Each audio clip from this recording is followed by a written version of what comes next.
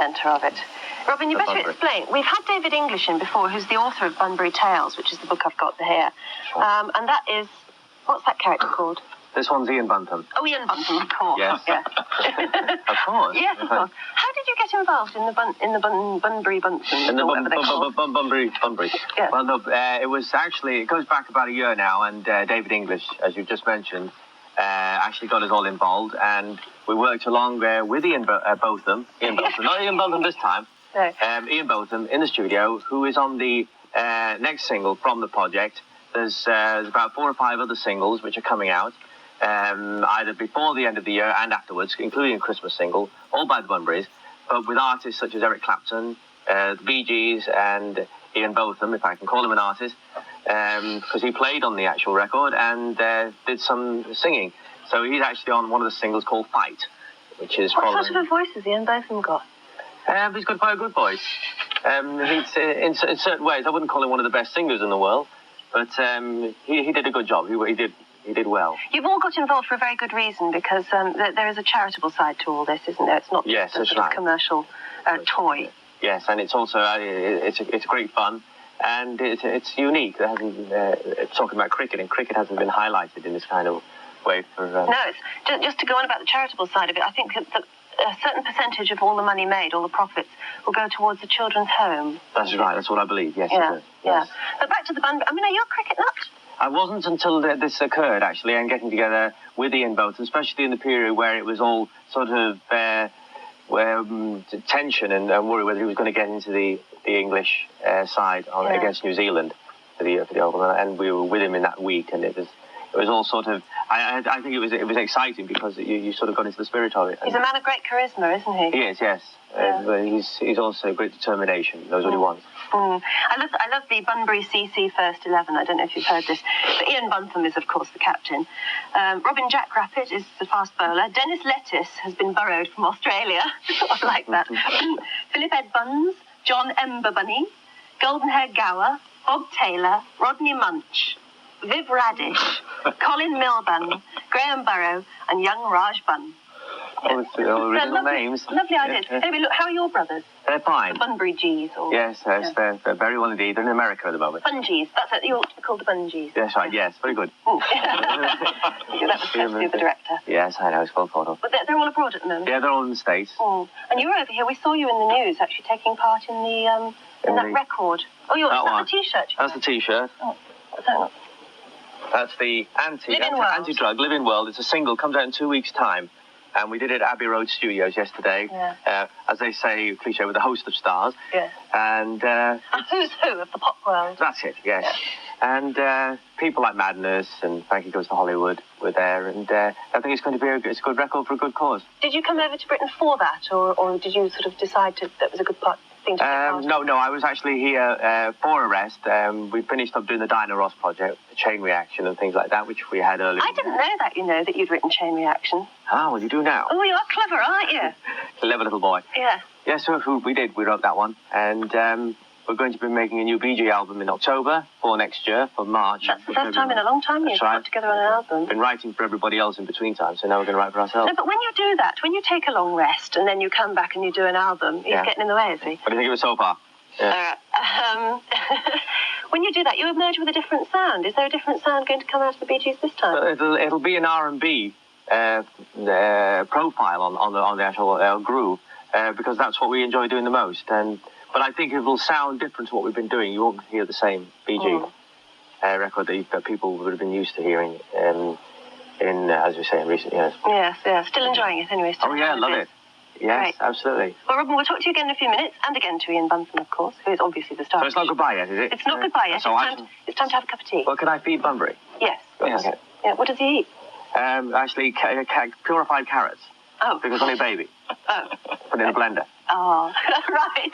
Okay. Right, we'll take a short break. You, at a young age, were involved in a similar sort of tragedy, weren't you? Yes, although it was not a hijacking, it was a train crash in Lewisham where about 50 to 60 people were killed. And it was something that I'll never forget because when you're brought so close.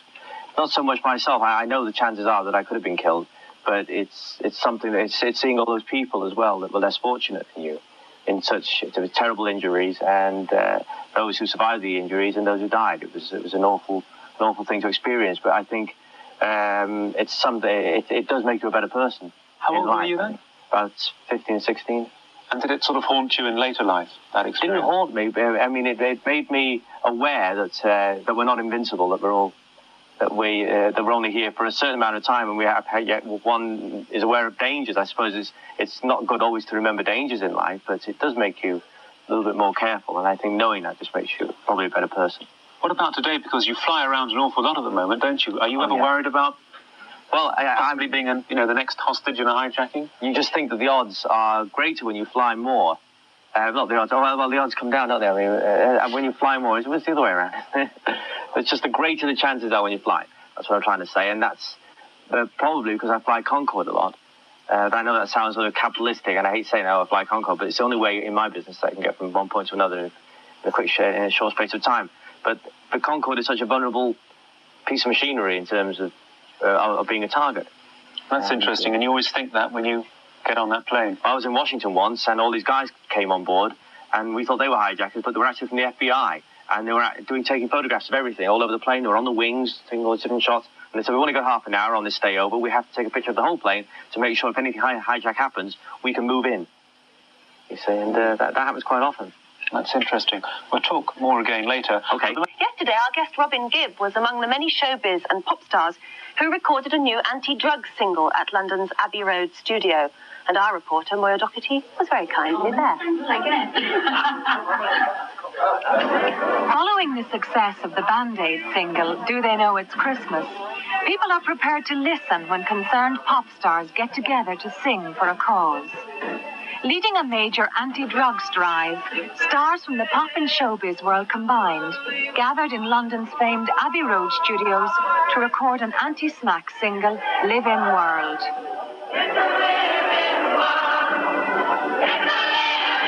So why are celebrities giving their support? Why? Because I feel very, very, very strongly anti-drugs of all kinds. I can honestly say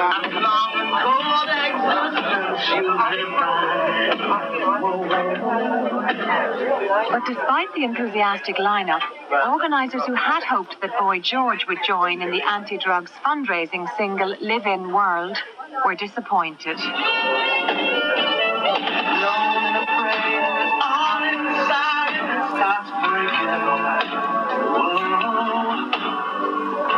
What is the message in the song? where I come from in Glasgow, we're very down to earth about these things. If you take it, you die. It's about as simple as that. So it's a terrible drug. I mean, I've seen it destroying some of my closest personal friends. And I think that first and foremost, you should wake up in the morning and look in the mirror and say, look.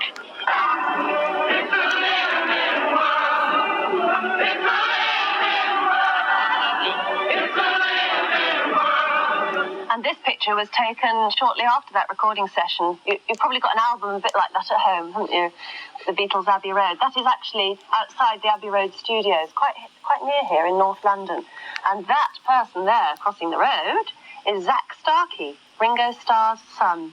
Isn't that incredible? All Beatle watchers. But we have with us a Bee Gee this morning. We've got Robin Gibb with us this morning. It looks as though it'll probably be a very good record. I mean, we heard you there doing the backing track, obviously. Well, I hope so. I mean, that was during the recording. I mean, it's probably going to sound a lot better than that, than we just heard, because that was just the basic. Do you feel very strongly about the message, anti-drugs, say no to drugs?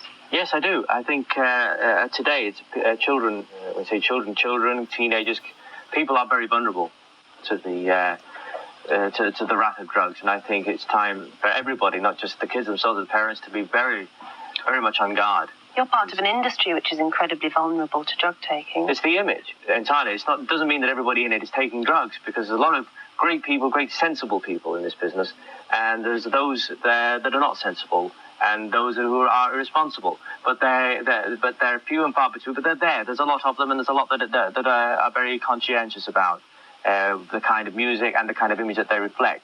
But the image of the rock industry goes on, and it's very hard to fight this kind of image when it's perennial. It goes on. It's because of what the actual rock industry represents. On a personal level, I mean, you've been at the top of the industry since the heady days of the 60s and everything. Well, very, very end of. End of very young. Strapping well, of course, you were a very young star. Absolutely, yeah. No, absolutely. I mean, even then you must have gone to the sort of crazy rock parties and all those wacky times when you must have been offered drugs, surely. Well, yes, absolutely, yes, but that didn't mean that we took them, of course. No, but it's difficult. And I'm not saying that we didn't try things. We did, because a lot of groups that have gone on, that have been around a long time, like the Stones and the Beatles, those who are not with the Beatles, of course, anymore, and those kind of groups, of course they tried everything, but they learned from their experiences, and they don't take them anymore. Do you think that you're therefore the best people to promote an anti-drugs campaign? I think so, yes. From experience, yes. There are younger, newer groups and artists that know already that it's wrong, but young people, when I say young teenagers and people in their early 20s, tend to want to experiment. And I think it's when the opportunity is there, and they make a lot of money very quickly. So hopefully you can influence people who buy your records in a very positive way. Yeah, I hope so, yeah. I think that's the important thing. In all your vast time at the top, I mean, yeah, it being, of course, noted that you started very, very young. That's true. Is it as good now as it was then? It's always exciting, because we're songwriters and we like to be innovative and change. And I think that's the great thing about being creative, is that you can always get a buzz because you're always changing. Whereas if you didn't write your own music, or you didn't write for others, we've written for other people as well. Quite a heck of a lot. And hearing your music done through other people, and the way you want to hear it as well, is also a great buzz. Well, you're here today. You were talking earlier about Ian Buntham, your friend down Ian there. Buntham. Yes, that's your cricketing friend. Yes. And I know that it's all part of. I mean, a lot of people have been ringing and saying, "Where can you buy them?" I don't know. I imagine toy shops. Yeah? That's a pretty good answer. Yes, yeah. Toy shops. I thought that's a good one. But there is something very good going on with it, and that's a sort of charitable project. That's right. Yes. You and your brothers are getting involved in. Yes, that's right. And that's the key thing behind it, and of course the spirit that it was done in. It doesn't just have to be for cricket, but it can be for everything. And the Bunny record is out when? Bunny record has just come out. Right. Yes. That's probably why you're here today. Can I say a special hello to my children who are Bunburys right now, honorary Bunburys? Oh, they're honorary? Oh, of course yes. You can. My son Spencer Gibb. Yes. My daughter Melissa Gibb, and my littlest one, Robin John. Yes, Gibb. Bunbury, Gibb, of yes. course, Robin John Gibb. All called Gibb, yes. All called Gibb, yes. Yes. Oh, isn't it? Yes. Anyway, look, give up to your brothers. Thank you very much for coming in today. Bat. Was that an honorary bat? Yes, it's a gift. That's my first cricket bat. Use it well. Thank you very much, Robin. Thanks, been great to Happy see birthday you again. Put your flowers in some water now, haven't we? Yes. And we'll, like a florist here. And we'll be back in a few minutes.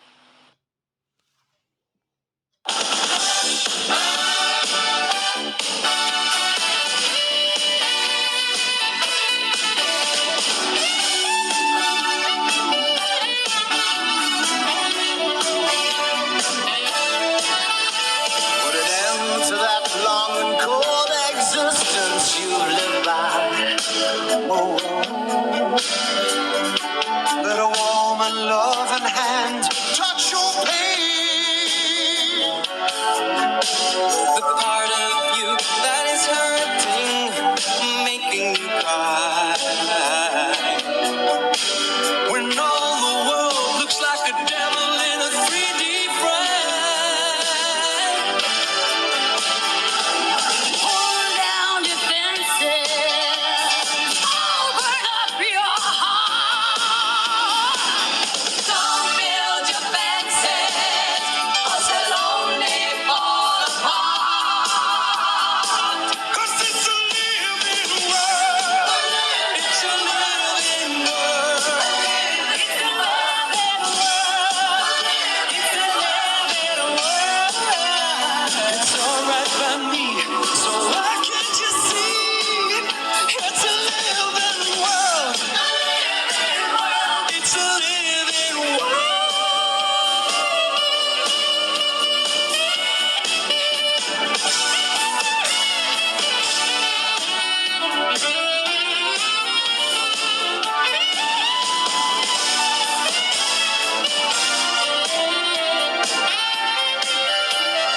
Nowhere to afraid, and it's all inside me starts breaking.